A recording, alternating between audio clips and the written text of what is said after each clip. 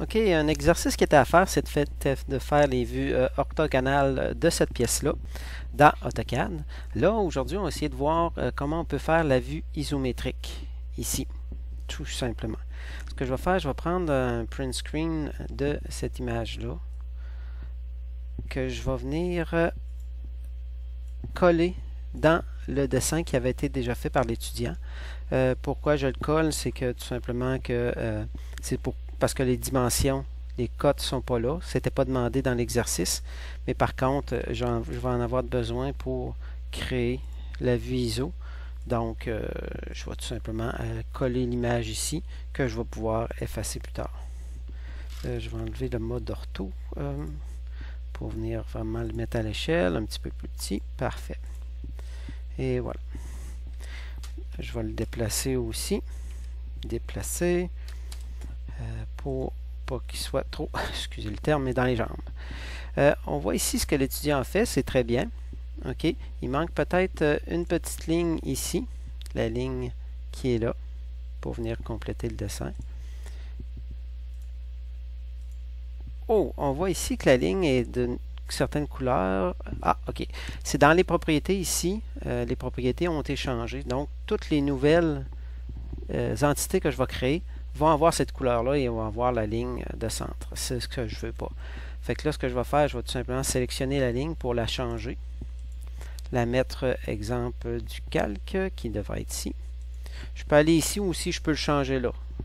La prochaine, je vais peut-être la changer ici, du calque aussi. Fait que parfait, on voit que ça a été changé. Par contre, si je veux que les nouvelles entités soient vraiment du calque et du calque, fait qu'on va les mettre du calque ici. Donc, toutes les nouvelles entités vont être du calque. Parfait. Maintenant, on va se concentrer sur la vue ISO. On a les dimensions qui sont là, donc on va créer ça. Pour activer la vue ISO, il faut tout simplement aller ici, dans le bas, pour activer dessin isométrique. Fait que ce qu'on va faire, c'est qu'on va activer ça. J'ai laissé la grille pour qu'on puisse bien voir que maintenant, notre grille, c'est vraiment adapté pour une vue ISO. Puis on peut changer l'orientation pour travailler sur le plan de gauche, sur le plan de droite aussi. Si on veut changer, au lieu de venir ici pour changer l'orientation, on peut peser sur la vue, sur la touche F5 et on vient changer d'un à l'autre.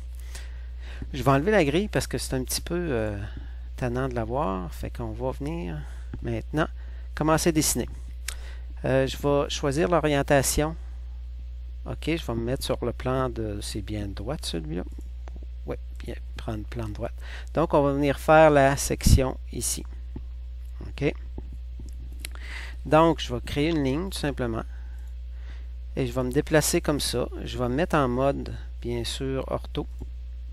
Pour venir descendre comme ça. Et j'ai une distance de 32. C'est bien cela. Oui, c'est ça. Donc, je vais descendre de 32. 32. Et voyez que le mode ortho, je viens tout simplement à angle. C'est un angle de 30 degrés. Fait que je vais venir positionner à 36. 36, parfait. Je vais remonter à 32. Vous allez voir après pourquoi. Et je vais venir fermer. Donc, ce que je viens de faire, c'est la section ici. Pourquoi j'ai tracé cette ligne-là? C'est que ça me permet d'aller chercher le centre ici du cercle. OK? Le centre ici. Puis, étant donné qu'on est en vue ISO, bien, c'est pas un cercle, ça va être une ellipse. Donc, on va aller dans les ellipses. OK? On va prendre... Il y a deux options. On peut faire l'ellipse au complet ou on peut venir faire l'ellipse en arc ou un arc en ellipse. Pour nous simplifier la vie, on va prendre l'arc en ellipse. Peut-être que je vais prendre celui-là pour montrer dans le fond l'ajustement. Je vais prendre l'axe ellipse ici. L'axe et vous voyez ici je vais le déplacer ici, on a l'option ISO cercle. Donc je vais aller cliquer dessus. Maintenant, ce qui me demande le centre de l'isocercle, on va cliquer là et on voit que l'ellipse est dans le bon axe. Fait qu'on va tout simplement venir cliquer sur le bout de la ligne et on a déjà notre cercle de fait. On va recommencer pour en faire un autre. Il faut que, encore une fois, que je resélectionne ISO Ellipse. Maintenant, ISO cercle, excusez, on va aller faire le centre. Et voilà. Et maintenant, il nous demande le rayon. Si on se fie au dessin, le rayon est de un diamètre de 16, donc un rayon de 8. Et voilà. Donc, on a déjà notre côté de fait, ce qui est très bien. Cette ligne-là ne sert plus. Et je vais tout simplement venir couper cette ligne-là. Je vais l'ajuster. Mes lignes de coupe sont là. Et voilà, je viens enlever ça. Donc, on a vraiment le côté qui est là. Maintenant, je vais changer mon orientation de plan. Je vais me mettre en exemple vue de dessus. J'aurais pu faire F5. Et maintenant, je vais venir copier tout cet élément-là. Je vais le copier plusieurs fois pour venir faire les autres branches. Donc, je vais copier, mais je pense que j'ai le multiple ici. J'espère qu'il n'est pas trop tard. Je crois qu'il est trop tard. Je vais recommencer, recopier ces objets-là. Et là, je vais me mettre en multiple pour le copier plusieurs fois. Et voilà. Maintenant, je peux me déplacer de 11. 11 plus 18, ça fait 29. Et maintenant, le prochain est à 40. 40. Vous voyez qu'on commence déjà à avoir la forme. On va venir faire le trait ici du dessus. Ou peut-être avant, je vais tout simplement, étant donné que ici, j'ai pas, pour tracer cette ligne-là ou cette ligne-là, je vais tout simplement faire une ligne ici, qui est exactement de la bonne longueur, qui est à 18. Et je vais la déplacer. Je vais la déplacer comme ça. Je vais la déplacer de 11, ici. Je vais la déplacer, bien sûr, à mon ortho. Je peux me mettre plus loin, c'est pas grave. 11. Et voilà. Maintenant, j'ai mis cette ligne-là. Maintenant, je peux recréer la ligne du fond. Et voilà. Pour ici, il me reste juste les petites lignes à mettre ici dans le bas. OK? Si on se fie à la vue ISO, on est là. Donc, je vais me tracer une ligne. Et mais dans mes modes d'accrochage, le quadrant est déjà activé. Donc, je peux aller prendre le quadrant ici et le quadrant qui est là. Parfait. Je vais recommencer pour l'autre côté. Le quadrant et le quadrant. Et voilà. Donc, maintenant, mon petit bout de ligne est ajouté. Parfait. Maintenant, je vais tout simplement faire le découpage de tout ça, des lignes en surplus qui sont de trop. Je vais peut-être en premier effacer les lignes que je n'ai pas de besoin. Donc, cette ligne-là n'est pas utile. Cette ligne-là non plus. Cette ligne-là non plus. On voit déjà qu'on commence à voir la forme. Et celle-là, je n'ai plus de besoin. Celle-là non plus. Le cercle ici, on voit qu'il croise l'autre, donc il serait un petit peu visible. Donc, je suis obligé de le garder. Fait que là, ce qu'on va utiliser maintenant, c'est l'outil ajuster. Je peux sélectionner presque tout. Tout va me servir pour couper. Et voilà. Et maintenant, avec bouton de droite ou Enter, je vais venir enlever les éléments de trop. Ah, ici, on va avoir une ligne que j'ai enlevée, mais on va la rajouter après. On va enlever maintenant les éléments qui sont de trop. Ici, on va tout enlever, cette ligne-là. Et voilà. Parfait. Ce petit bout-là aussi. On voit qu'on commence à voir apparaître la forme. Et voilà. Oups. Et voilà. Hop. Est-ce que c'est complet? Oui, parfait. Maintenant, j'ai vraiment ma forme ici qui est dessinée là. Ici, j'ai enlevé par mégarde un petit bout de ligne. C'était pas par mégarde, mais dans le fond, c'était la ligne arrière, mais ça aurait été bon. Fait que c'est pas plus grave que ça. F5 pour changer d'orientation. Je vais tracer une ligne qui va descendre jusqu'en bas.